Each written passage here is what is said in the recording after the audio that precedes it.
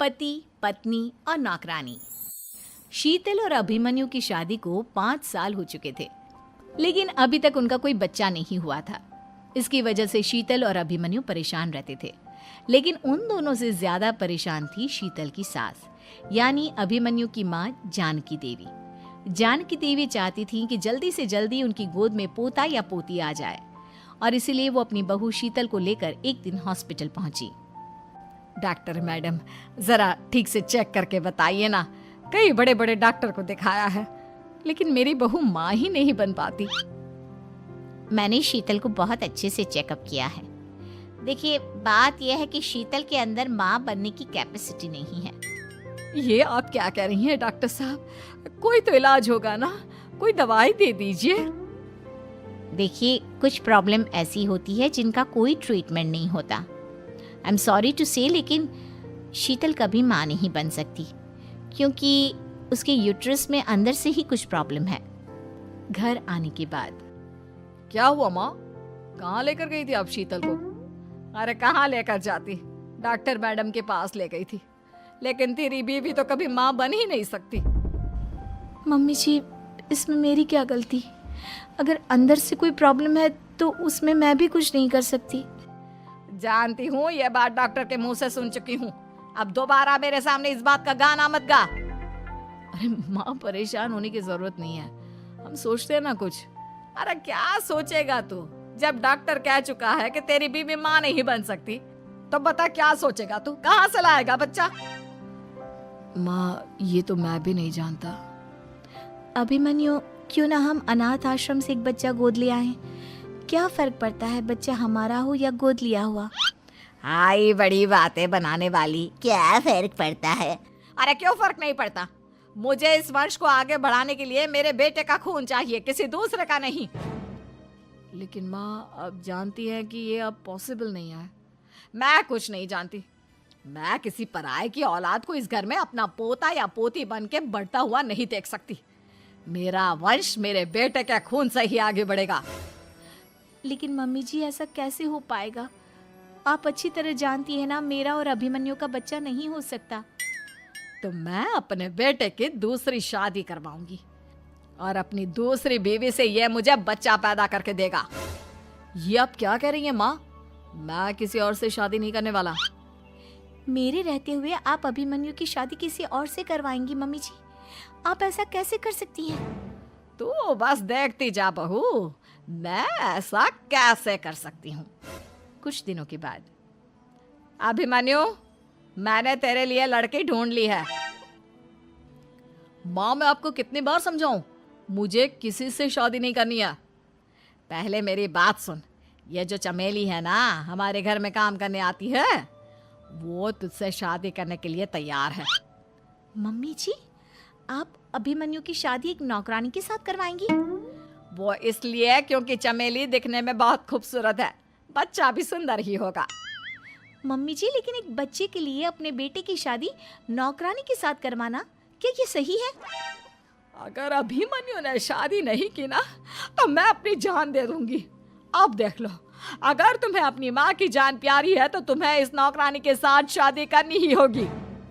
इस तरह जानकी देवी अपने बेटे अभिमन्यु की शादी नौकरानी चमेली के साथ करवा देती है। कुछ दिनों के बाद, नौकरानी से मालकिन बन के तो मजा आ गया। अब तो मैं इस घर की मालकिन हूँ। देखो, अपने आप को ज्यादा मालकिन समझने की कोशिश मत करो। एक बार तुम्हारा और अभिमन्यु का बच्चा इस दुनिया में आ जाए, उसके बाद तुम इस घर से हमेशा के लिए चली जाना। अरे जाओ जाओ, किसी और के आगे बातें बनाना। एक बच्चा तो पैदा नहीं कर सकी, बढ़िया आई। जाओ जाकर मेरे लिए कॉफी बना कर लाओ। नौकरानी मैं हूँ या तुम? मम्मी जी, देखिए ना शीतल मुझसे किस तरह से बात कर रही है। शीतल, तुम्हें पता है ना चमेली प्रेग्नेंट है, मेरे बेटे के बच्चे की माँ बनने वाली है। वो जैसा कहती है वैसा करो। लेकिन मम्मी जी, वो मुझे नौकरों की तरह ट्रीट कर रही है। अरे तो करेगी ना, वैसे भी बहू तुम हो किस काम की? एक बच्चा तो पैदा नहीं कर सकती। जाओ अब घर के सारे काम करो और चमेली को आराम करने दो। थैंक यू मम्मी जी, भगवान आपका भला करे। आप नहीं होती तो मैं नौकरानी से महारानी कैसे बनती? देखो, तुम्हें जो चाहिए सब मिलेगा। खूब खाओ पियो, मजे की जिंदगी जियो, लेकिन बस मुझे एक बच्चा पैदा करके दे दो। कुछ दिनों के बाद, मम्मी, बच्चे के लिए आपने मेरी शादी चमेली के साथ करवा तो दी, लेकिन दिन और रात का चैन मिट गया है। सारा दिन शीतल और चमेली की बहस चलती रहती है। अब शीतल को इस घर में रखने से क्या होगा? मैं तो कहती हूँ उसे घर से निकाल दो, है भी किस काम की। मैं ऐसा नहीं कर सकता माँ, वो मेरी पत्नी है, उससे बहुत प्यार करता हूँ मैं। तुम्हारी पत्नी चमेली है, चमेली, उससे प्यार करो। अरे तुम्हारे बच्चे को जन्म देने वाली है वो। अभिमन्यु, मैं खुद ही इस घर से चली जाती हूँ। वैसे भी अपने ही घर में नौकरों की तरह रहकर परेशान हो चुकी हूँ। घर की नौकरानी मेरे ऊपर हुक्म चलाती है, वो तुम्हारी पत्नी बन चुकी है। अब मेरा इस घर में क्या काम?